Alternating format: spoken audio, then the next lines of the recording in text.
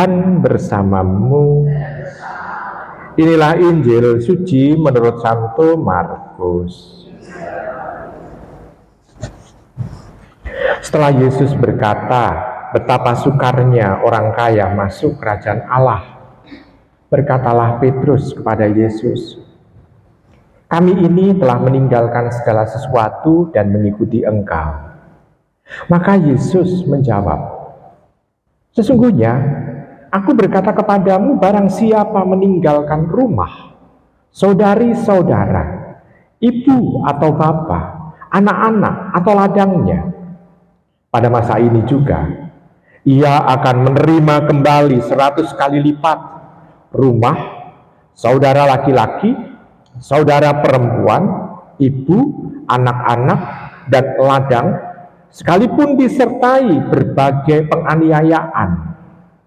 Dan di masa datang ia akan menerima hidup yang kekal.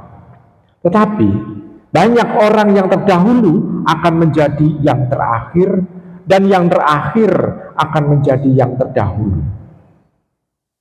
Demikianlah sabda Tuhan. Romo, ibu, bapak, saudari-saudara yang terkasih dalam Tuhan.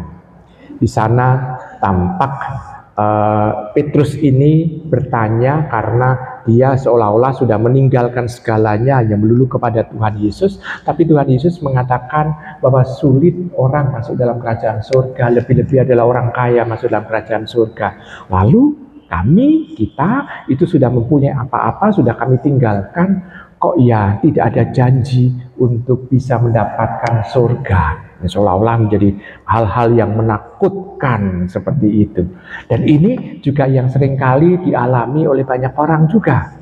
Banyak orang mengatakan, Tuhan, kami itu sudah setia kepadamu, kami itu sudah berdoa kepadamu, kami ini sudah berusaha untuk mewujudkan apa yang dari kehendakmu, tetapi kok hidup kami sengsara terus ya, kok nggak pernah mendapatkan cuan, mendapatkan kampau, mendapatkan untung. Kenapa sih harus tersiksa terus dalam hidup di dunia ini?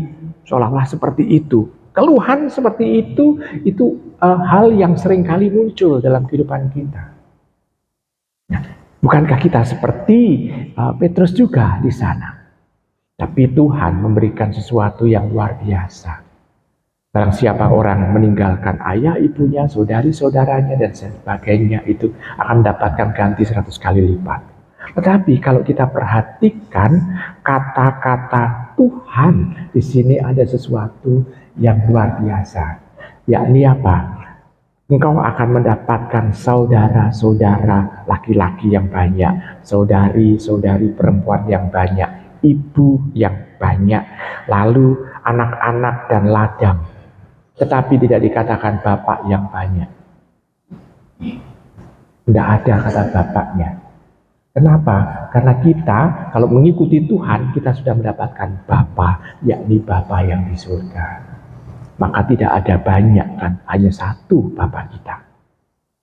Berarti tampak bahwa orang yang bisa mendapatkan kenyamanan itu adalah karena kepercayaan kepada Bapa Sang Penyelenggara. Dia yang menyelenggarakan. Dan kami juga mendapatkan, saya, Romo Pung, Romo Edi, merasakan sesuatu yang seperti itu. Coba kita melihat, Romo Edi, Romo Pung, kami meninggalkan rumah. Tetapi mendapatkan saudara yang banyak. Yang Semarang Indah itu punya saudara, ada banyak sekali. Betul ya? Dan Romo Pung juga mengalami hal yang seperti itu juga. Saudara banyak sekali. Karena keterbatasan Romo Pung sekarang, Romo Pung dibantu oleh banyak saudara-saudara dari Semarang Indah. Betul ya? Kami pun juga pada waktu saya mengalami sakit juga mengalami saudara-saudari yang banyak. Romo Edi juga mengalami hal yang sama. Berarti kita bisa melihat, oh Tuhan memang menjanjikan itu dan kami merasakan. Ini sekedar contoh.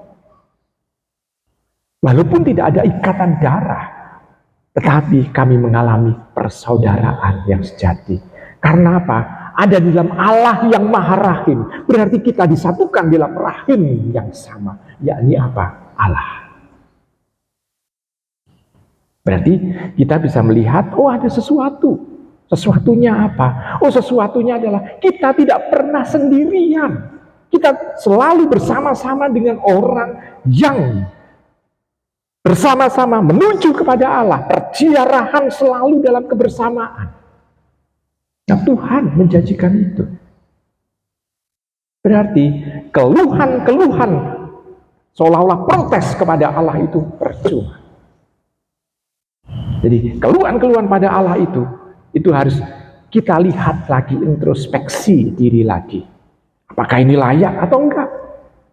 Maka ibu bapak, saudari-saudara terkasih dalam Tuhan, maka kita diingatkan akan Allah yang setia. Dia yang sudah setia kepada Israel, dia juga akan setia kepada kita yang percaya dan memberikan kehidupannya kepada Allah.